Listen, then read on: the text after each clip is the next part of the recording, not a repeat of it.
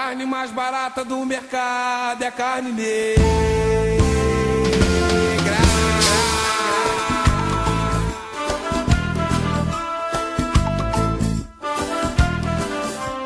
No século XVII, a alternativa era a escravidão negra, vindo da África, pois Portugal já escravizava negros africanos desde o século XV em plantações no sul de Portugal e em ilhas do Oceano Atlântico que produziam açúcar.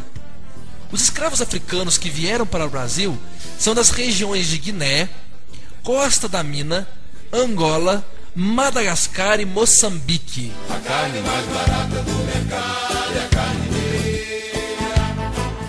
Os escravos estavam presentes em quase toda a colônia, ou seja, nas plantações, serviços domésticos, construção de casas e estradas, açougues, comércio ambulante, lojas, criação de gado, oficinas de sapateiros, ferreiros, carpinteiros e outras atividades. E para debaixo do plástico que vai de graça do subemprego. Os negros vinham para o Brasil através dos navios negreiros. Os cativos eram amontoados uns sobre os outros num porão quente e úmido sem sol. A comida era uma mistura de farinha, água e carne seca. Muitos morriam durante a viagem. Os traficantes de escravos ficavam ricos e muitos se tornavam latifundiários.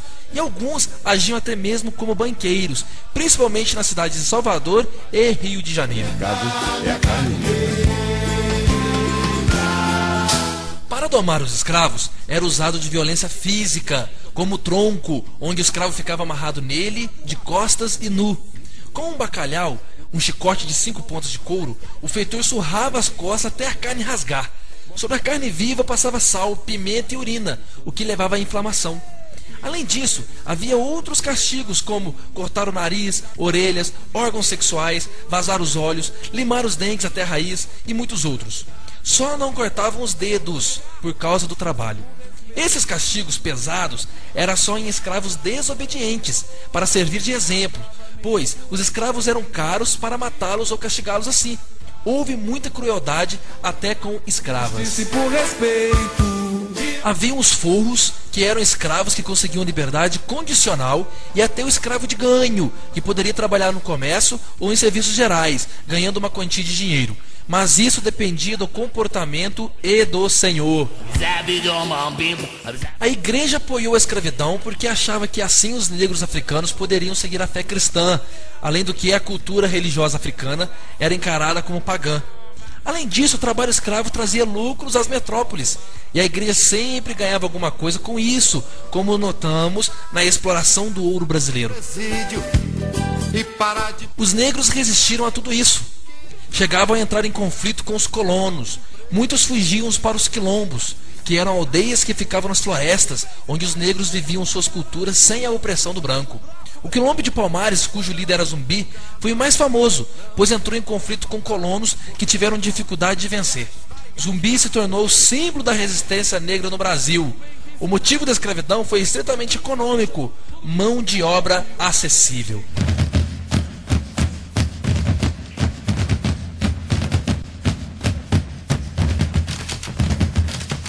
O Brasil foi o último país da América a acabar com a escravidão. A abolição no Brasil foi um processo. Em 1815, o tráfico de escravos foi proibido no norte da linha do Equador. Em 1831, uma lei proibiu o tráfico de escravos, mas ela não era cumprida. Em 1845, os ingleses aprovaram a Lei Bill-Arbedan, que autorizava navios ingleses a atacarem navios negreiros. Já em 1850, o próprio parlamento brasileiro aprovou a Lei Eusébio de Queiroz, encerrando o tráfico negreiro da África para o Brasil.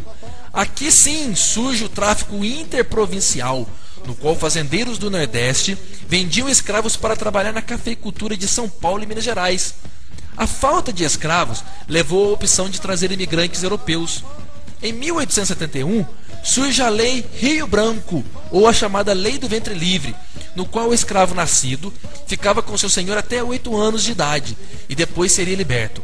Mas o senhor receberia indenização de 600 contos de réis do governo. Em 1885, surge a Lei dos Sexagenários, que determinava o fim das chibatadas e a libertação dos escravos aos 65 anos de idade. O problema é que um escravo não chegava nem perto dessa idade, morria antes. e o futuro nas mãos do menino, batucando por fé e destino. A abolição dos escravos no Brasil não se deu por bondade de ninguém. A Inglaterra pressionava o país para libertá-los porque estava interessada no mercado brasileiro, e um país de escravos não tem quem compre seus produtos industrializados. Tal pressão foi intensa, e quando Dom Pedro II viajou em motivo de saúde, sua filha Isabel ocupou o trono e assinou a Lei Áurea no dia 13 de maio de 1888, abolindo completamente a escravidão, com um detalhe: sem indenização. Os escravos ficaram marginalizados, porque não criaram leis nem políticas públicas de apoio ao negro, agora livre. Foram morar nas favelas e morros, sem educação, moradia digna, direitos básicos de sobrevivência e trabalho. Houve sim parlamentares como Joaquim Nabuco, que propuseram leis de apoio ao negro, mas logicamente foram rejeitadas. Seus tambores nunca se calaram, seus tambores nunca se calaram.